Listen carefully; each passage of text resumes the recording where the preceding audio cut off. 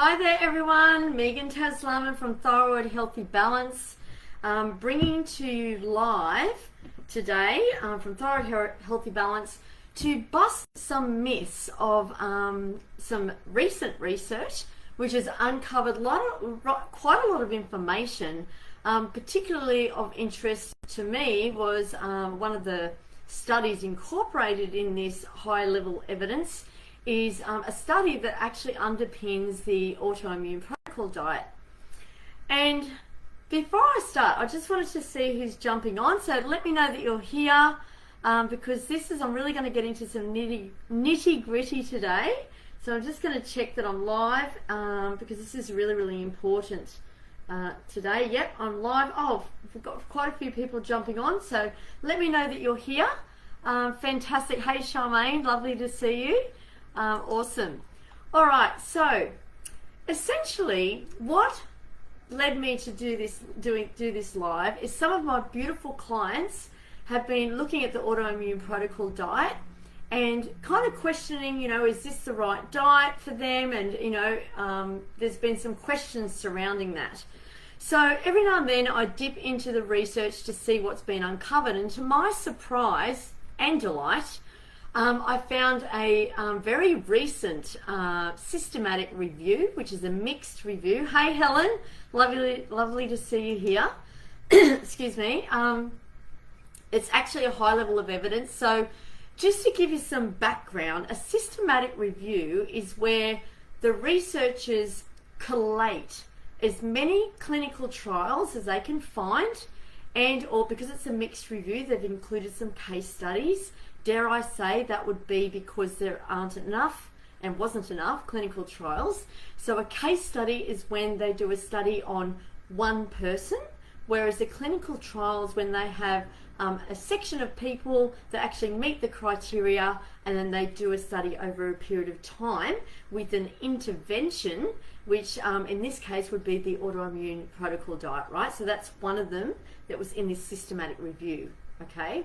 So I'm going to get into the nitty gritty of that so that you can really follow me and understand. I want you to ask lots of questions, okay? However, to my surprise, this 2023 systematic review, so it hasn't even been published in a journal yet. In fact, I had to purchase it. Highlighted quite a few flaws, and also highlighted to me and also validated that there is no one size fits all. Because in this systematic review, there were 8 studies, so 8 individual studies that were done independently of each other, that were collated to create this systematic review, right? And of those 8 studies, 6 of them were case studies. So a case study, as a reminder, is where it is a study or an intervention is done for one person, okay?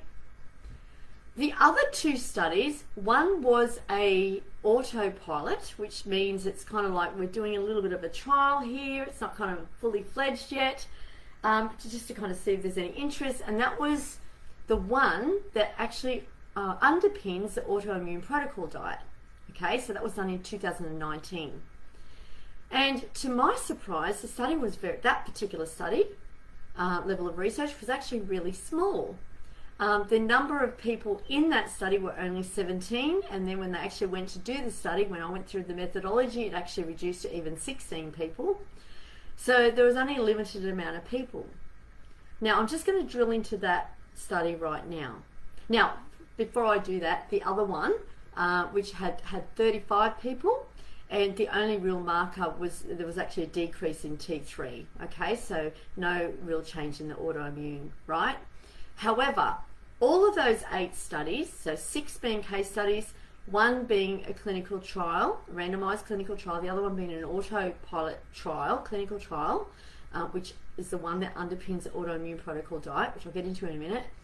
Out of those, they all showed positive results in terms of clinical outcomes. So that means that the clients felt better, they had more energy, some parameters changed, the autoantibodies may have gone down, and surface, that's like, oh wow, that's great, that's fantastic. That means, you know, to someone who's just reading the introduction, that means it's the Paleolithic diet, because the actual systematic review was I'll read the actual title. It is, let me read the title where it is to examine the characteristics of the Paleolithic diet intervention designed for adult patients with autoimmune thyroid disease to determine if the dietary elements have the potential to reduce the thyroid antibodies and thyroglobulin and thyroperoxidase, right? So that was the actual, I've actually missed the title. Sorry, I'll get the title up. Excuse me. Okay, I'm getting overexcited. So at surface value, it's like, okay, this must be great. So, you know, Joe Blogs will go along and read this and go, okay, so I need to do a Paleolithic diet, right? Now, whilst we can see that a Paleolithic diet, looking at the broad strokes, can be advantageous, the Paleolithic diet is very different to the Autoimmune Protocol diet, right? Hey Leanne, awesome. Yeah, so because the Autoimmune Protocol is very, very restricted subset of the Paleolithic.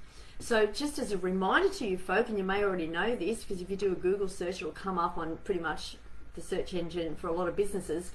The Autoimmune Protocol diet is very restrictive. It restricts oils, you know, like lots of vegetable oils. To be honest, I'm not concerned about that. I would restrict vegetable oils too, for that matter.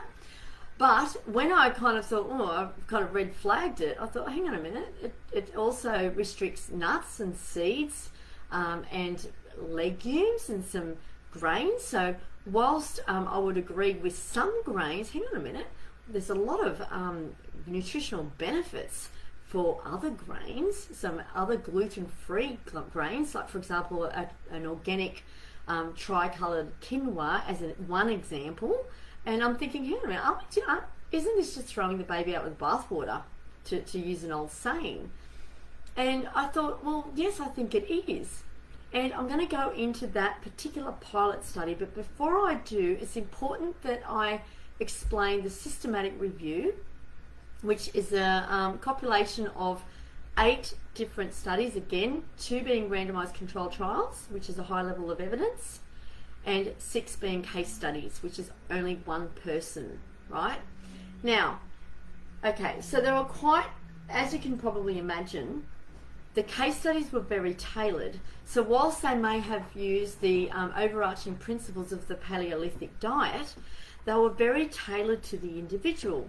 Hence why there would be a positive outcome, because each case study factored in all other things that were going on for that client. For example, one client who had Graves' disease, which is still autoimmune thyroid disease, they had, in their intervention, there was more meditation, there was more yoga, you know, quite a lot of, you know, stress and body awareness, right, to kind of calm down that nervous system. Whereas with some of the other case studies, where weight was an issue, there was a little bit more focus on physical activity to help with metabolic health, to help with you know, lowering, you know, help with insulin resistance, and actually help with weight loss, right? There's a few questions coming on. Hang on a minute. I'm just on a roll here, right?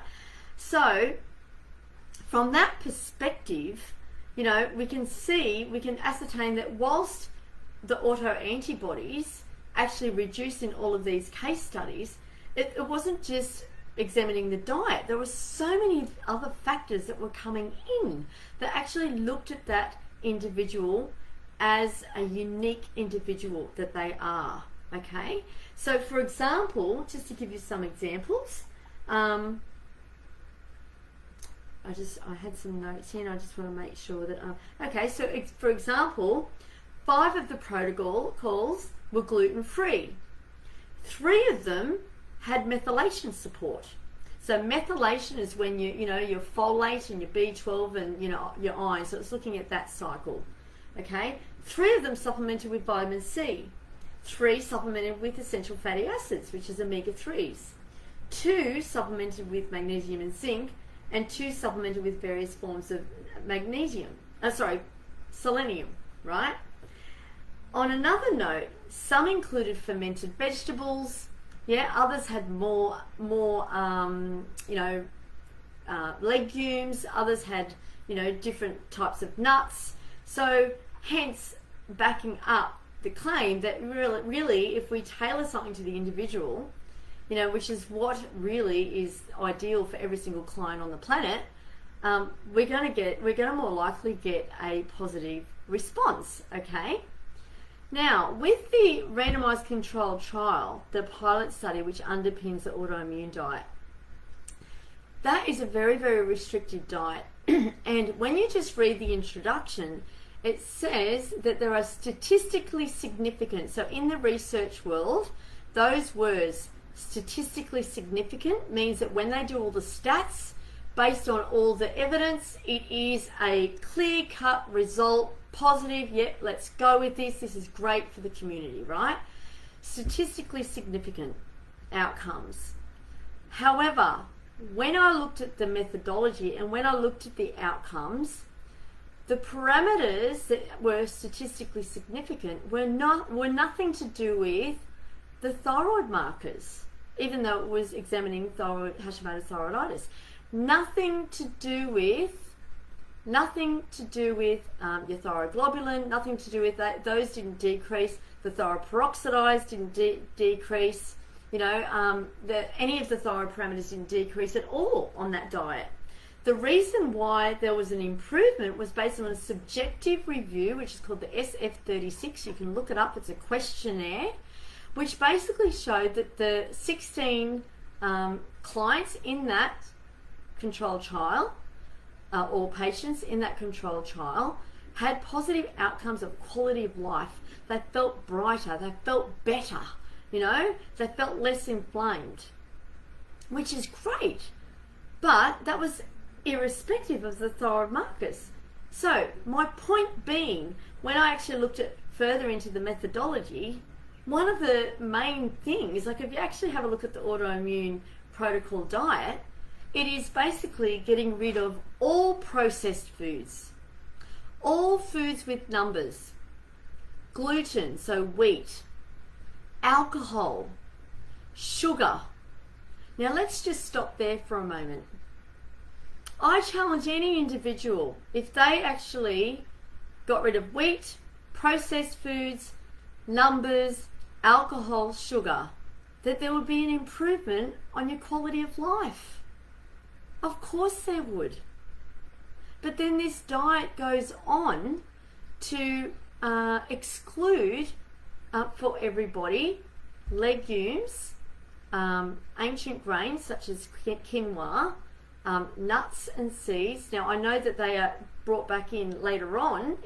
Some people have actually, what happens in the wider community is people latch onto this evidence and then kind of make it their own and create a protocol for one size fits all for everyone.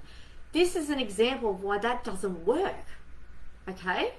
And it's not valid, and it's actually a myth, okay? Because when we looked at the methodology of that, all those positive outcomes were nothing to do with the thyroid markers. Now, of course, it's beautiful that there's a positive outcome with quality of life, but it cannot be ascertained that that is from the Autoimmune Protocol diet, as it is said, excluding all of these other potentially health fortifying foods, because there was a exclusion of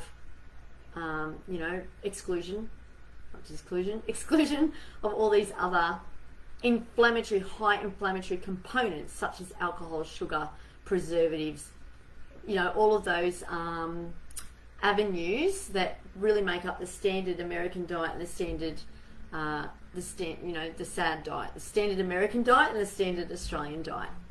Now, in addition to that, looking further into the methodology and how it was all constructed, this Autoimmune Protocol pilot study actually included a team of health professionals that looked at mindfulness, that looked at stress management, that looked at physical activity.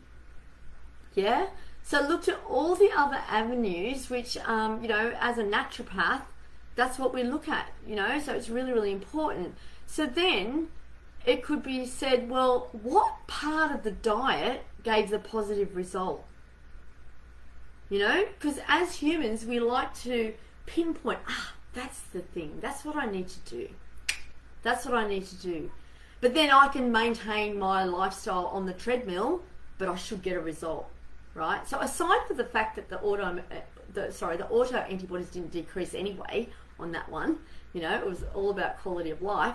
Aside from the fact of that, you know, I mean, it's just, it's basically just carving up that evidence and plucking out what looks good, but it's actually not real. Yeah. So this is interesting because in the thyroid groups, the Autoimmune Protocol is gold standard. Absolutely, Helen. You're absolutely right. And this is one of the reasons why I wanted to bring this to you guys, because, you know, it may, I mean, whilst it might be a healthy diet for some, it may be it may exclude too many foods for other people. And I'll give you a classic example right now.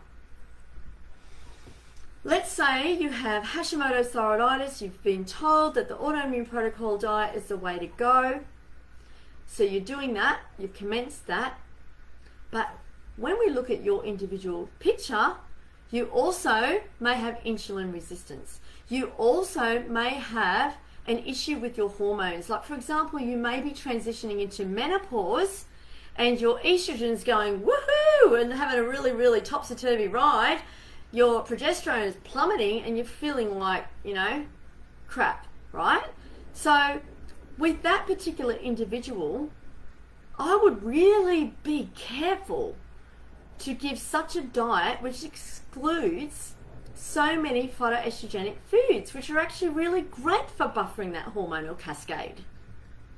And also, I'd be really, really mindful of excluding nuts and seeds for someone with insulin resistance, because there's been quite a lot of evidence that has shown and demonstrated that people with insulin resistance do really, really well. In fact, they lower their insulin, they improve their insulin sensitivity by having nuts and seeds in their diet.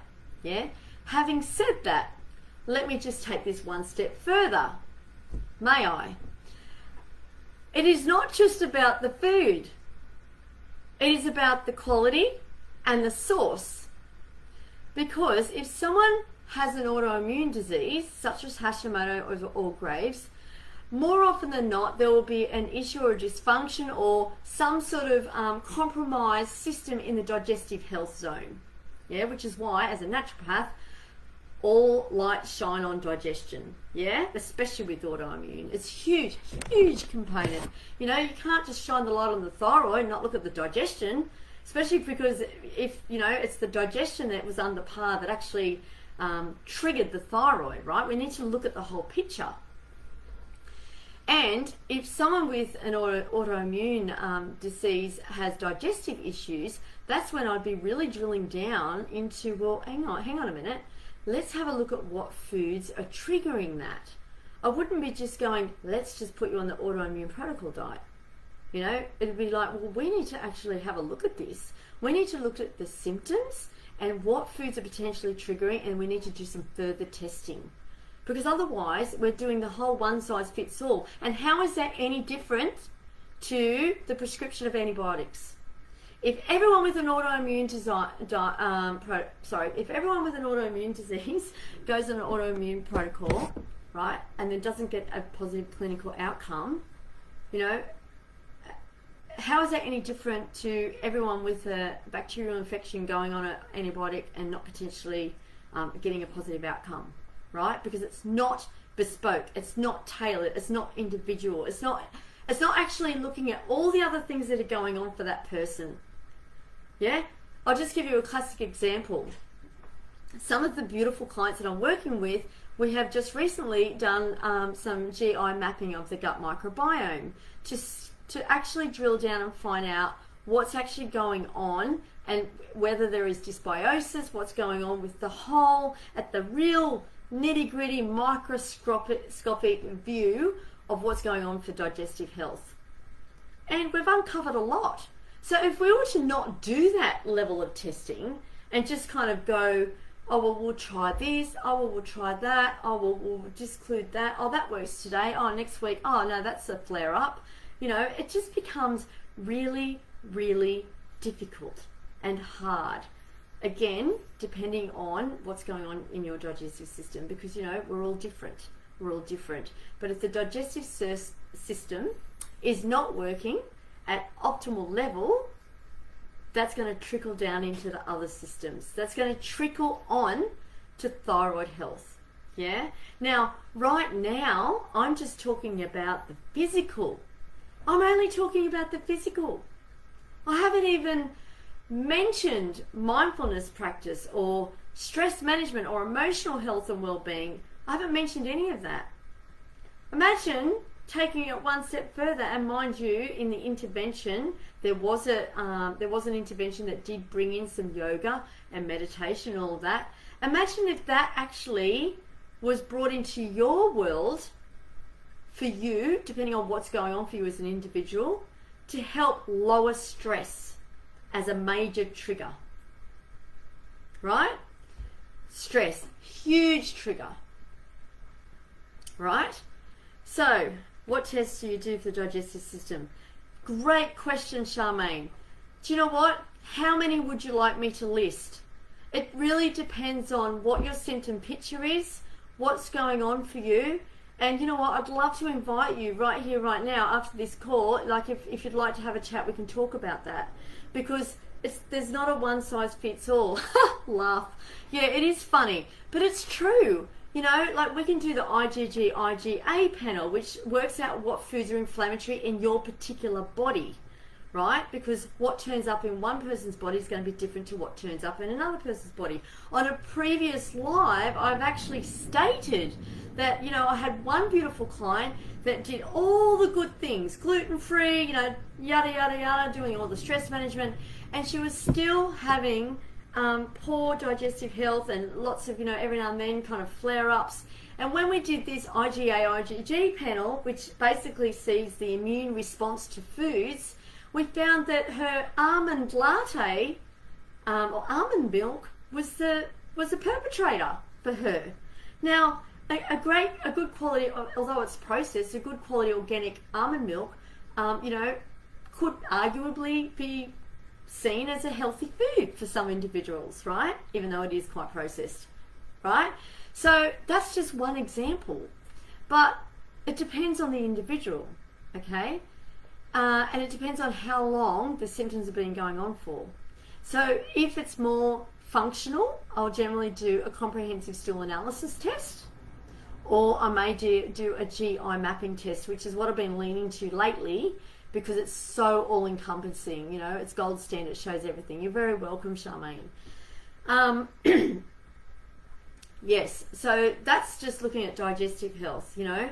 Some people present, in clinical picture, they present with SIBO or SIBO, which is small intestinal bacterial overgrowth, okay?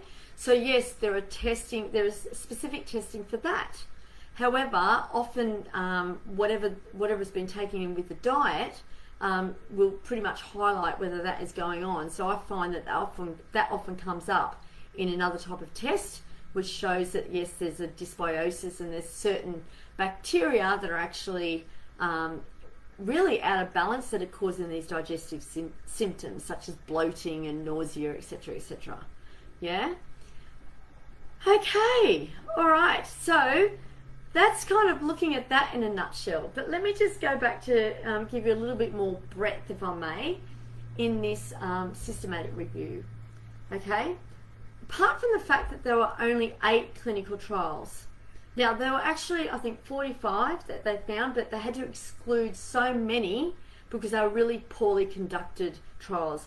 That's why whenever you see a systematic review or a meta-analysis, you know, for me as a naturopath, I jump on it because I think, okay, I know that this is going to be a high level of evidence in terms of collating what's out there. But when they collated it, they had to actually call it a mixed review because there just weren't the clinical trials done. So then this begs the question, is there enough evidence out there to ascertain that the autoimmune protocol diet, which, may I add, is underpinned from a pilot study of only 16 people, is enough evidence to actually spruik it out to the wider community and say that this is the one diet for everyone with autoimmune Hashimoto's thyroiditis? I actually say no, it's not. Not at all. In fact, it could be doing you a disservice, because if you're have a clinical picture where you're requiring some of these healthful foods that are being excluded, well, that's just going to make it's unnecessary. For one thing, it's totally unnecessary, because there are so many minerals, and if they're sourced and cooked the right way, and I'm not talking about your canned produce, you know, with me and my clients, you know, some clients do a 360, you know, it happens.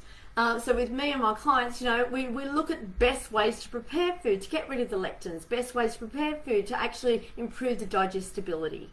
You know, best meals to have, and how to thread it through your diet so that it's not, you know, so that it's going to work for you based on your symptom picture. Yeah, because legumes are actually very, very low, very, very high in fibre, and if they're prepared and eaten and actually consumed across your dietary pattern in the right manner, they can be extremely beneficial for your health. Extremely beneficial. They have a lot of nutrients. Yes, they could be classed as anti-nutrient, but that's why we need to prepare them in the right manner. And also, we don't do, okay, let's throw out everything else and just do this. We thread it through so that we have a nice, broad, holistic diet that actually works for you as an individual, as opposed to everyone as a group. Yeah? So, because it's really, really important to ascertain what's going on for you as an individual. And as a practitioner, I would have to say that I feel that this is one of my strengths, because I go through this with my clients, and then wherever there's a question mark, wherever there is a situation where we really don't know, we're playing a little bit of guesswork, well, guess what? We do some testing. We find out. We get an objective view. So that then we've got the subjective, and then we've got the objective, and then we look at your whole health picture. You know, you'll put all the jigsaw puzzles together, and we go, you know what? Let's do this for you. Trial this. Let's craft this. And after a period of time, what generally happens when we're doing all the other things, all the other realms, because we, you know, nothing's in isolation of big picture. Nothing's in isolation of what external stresses are actually impacting you. What is your response to those external stresses? Is that response sound, or do we need to bring in some more intervention to help you actually feel better and feel more energized and actually be able to cope and not have the overwhelm, as an example? So when we tailor all of that, you know, that's where, when I say, and I've said this in other lives, when I'm talking about crafting your dietary and lifestyle blueprint, that's what I'm talking about. That's what I'm talking about. It's not a one-size-fits-all, and never will be. On this planet, there will never be a one-size-fits-all. Is it possible for stress to be so extreme that you're unable to digest food? Absolutely, Helen. Oh my goodness, that is such a beautiful question. Yes, may I say, stress is underrated as an impact on human health. Absolutely. And I just want to add to that, it may not be the stress, it's the response to the external stress and what's happening inside, which is your internal stress response. Yeah? So I'm getting very excited about this, as you can see. I'm very, you know, so quite often, you know, when you get excited, you know, or you know, you have that excitable nature, what's happening in your body is you are actually secreting some stress hormones, yeah? Because the body kind of doesn't really understand the difference between, you know, good stress and bad stress in that manner, which is why we need to balance it out, yeah? So whenever you've had, you know, you may be super stressed and angry, or you might be completely excitable and nervous, you know, there's still the same stress hormones coming out, yeah? However, one is going to have more of a positive impact on your health, and the other one's going to have more of a negative impact on your health, because it will probably culminate and push cortisol up for way too long, which is going to circuit break your T4 to T3, circuit break your blood sugar mechanism, and cause a lot of other impacts in your body. So when we're in sympathetic nervous system response, Helen, that's when we've got high stress that shuts down our digestion, shuts it all down. Basically, our body is unable to secrete the digestive enzymes to help you digest the food. So just to give you another little very practical classic example of that. Let's say you're going to, let's say you've had a massive argument, okay? Massive argument. After you've had that argument, do you feel like eating? I bet the answer is no. You know, because you're all wound up, you're stressed. You know, so you can't digest the food. So let's just bring it down to a more of a subtle undercurrent of stress. It's going to impact your digestive enzymes. You know, the secretion of your digestive enzymes, because when we're in sympathetic governance, which is your flight, fight, response, flight, fight, hide response, it cannot be in parasympathetic and sympathetic at the same time. So parasympathetic governs sleep and digestion, whereas sympathetic governs, we're going to fight, we're going to get away, you know. So does that answer your question, Helen? Love your passion. Thanks, Charmaine. Yes, I'm extremely passionate about that, because you know what, Charmaine, I'm here to change the paradigm. You know, I'm here to sort of rock the way the health system works. I feel like I've really got a mission, and part of that is to bring a lot of this, busting these myths that are out there that are kind of sprinked for the whole population, to say, hang on a minute, let's just look at your picture, let's just bring some of that in. You know, we don't want to disclude the evidence. Of course, we utilize the evidence. The evidence is great, because it actually says that, yes, for example, in this systematic review, you know, there was a positive response with autoantibodies. But when we looked at the systematic review, which mainly brought in a Paleolithic diet, not Autoimmune Protocol diet, it is very much a healthful diet. It could even be seen as a Mediterranean diet. It did have lower starches and lower grains, but it still did include them. It still did include some legumes, but not as many. A good source of lean protein. It had moss, you know, as a source of iodine, which is extremely helpful and beneficial for the thyroid. So it had moss coming in there. We need iodine. May I add, iodine is another hugely underrated impact on thyroid health. You know, most soils are depleted and deficient. It's really, really difficult. The iodized salt that you might find, I don't recommend that either. It contains aluminium, which is a contaminant, so we don't want that. So whenever we're looking at any type of, any health, any area, but autoimmune in particular, we need to look at the level of sensitivity, because the immune system is in disarray. So we need to bring that and calibrate that back, right? We need to kind of do everything we can. And I'm, you know, for many of you, if you've watched some of my other lives, you will know that I'm very passionate about, yeah, they don't do iodine tests. Sorry, interjecting myself. I'll come back to that, Charmaine. You know, now I've just lost my train of thought, and this is what happens because I'm too excited. Okay, I'm just going to go to Charmaine's iodine. They don't. Yeah, they don't do it because they don't believe it. Yeah, they believe that it only, basically a urinary iodine test only measures the last 24 hours. That's why they don't do it, and that is actually true. So if you're going to test your iodine, you need to do a 24-hour collection of urine, okay, to ascertain kind of what's going on in your whole picture. And then they kind of measure it and, you know, compared to creatinine and do all of this to kind of get a bit of an indicator, okay? Or you could drill down into your diet. Yeah, so what I was talking about before, it's just come back to me now, is that, you know, with anyone with Hashimoto's or autoimmune in general, we need to look at the level of sensitivity of the intestinal membrane, the level of sensitivity and response of the immune system, and we need to start there. We need to start there. You know, yes, you can give all the supplements under the sun to help the thyroid gland as an individual component, but if you don't drill down to source, if you don't drill down to trigger, you're going to miss the big picture. Okay? Yes. Okay, I'm glad it makes sense, Helen. It was an incredibly tough season, and we're all feeling the impacts of fear and anxiety. Yep, absolutely. I've not been able to digest my food since the beginning of the season. I may have lost 15 kilos, but not the way I should have. Okay. Yeah. Okay. So that's something that's interesting because, yeah, with that, Helen, if you have a thyroid condition, if you have Hashimoto's, it can swing too. You know, there is such thing as it's called a swinging thyroid. So depending on the environment in which your body is sitting, so stress or, you know, suboptimal nutrition or whatever external factor is coming in, your thyroid for a period of time can swing in the other direction and present as graves, which is kind of weight loss, significant weight loss, despite the amount of food that you're eating.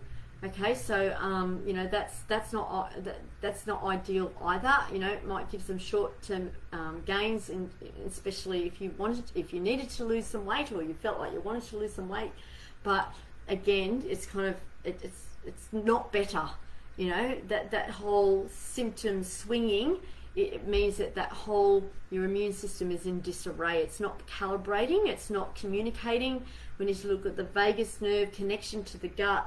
Look at what's going on in the gut, the digestive system, and how the immune system is responding to that. What's the level of inflammation in your body, and how that's being picked up and monitored by the thyroid gland. What's happening with the thyroid autoantibodies in response to those inflammatory components, and what exactly are they, and why is it the immune system turning on itself? You know, so this again, I'm talking about physical, but in addition to physical, there is a component of your self-expression, you know, how you view yourself in the world, your response to stress, your mindfulness, you know, your emotional well-being. Yeah. So as a naturopath,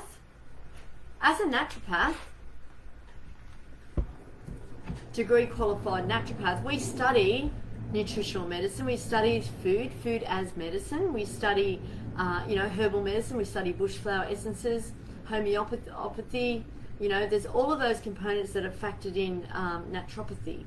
However, as an individual, I've always been very passionate about drilling down and using what's fundamentally free and available to us, and that is dietary and lifestyle. Yeah, utilizing food as medicine, utilizing food as a source component, as a vital force for your whole health and well-being. Understanding how to best prepare that food, understanding what food components are best for your body, and then looking at those other lifestyle components to help manage stress, to really ensure you have awesome sleep, to make sure your exercise is not pushing you too hard, but is enough to allow you to improve your metabolic health. Yeah, so all of these factors are extremely important, and that is free. And once you actually understand what's good for you, what's right for you, what's your dietary and lifestyle blueprint, as an example, this is what's free and available for you for the rest of your days. Yeah, because what I find is it could be very easy to go into that whole, well, let's supplement and let's do this herbal medicine. And whilst I do advocate that for some individuals, sometimes all individuals, depends on what's going on, to get you from on that bridge from A to B, no one, in my opinion, should be taking a supplement for life unless it's absolutely deemed necessary.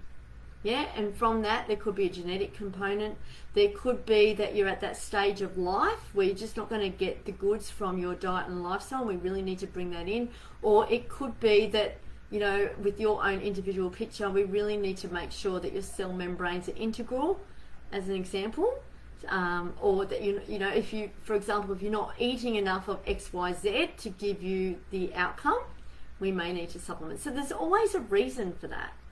There's always a reason. It's not just, oh, let's just supplement.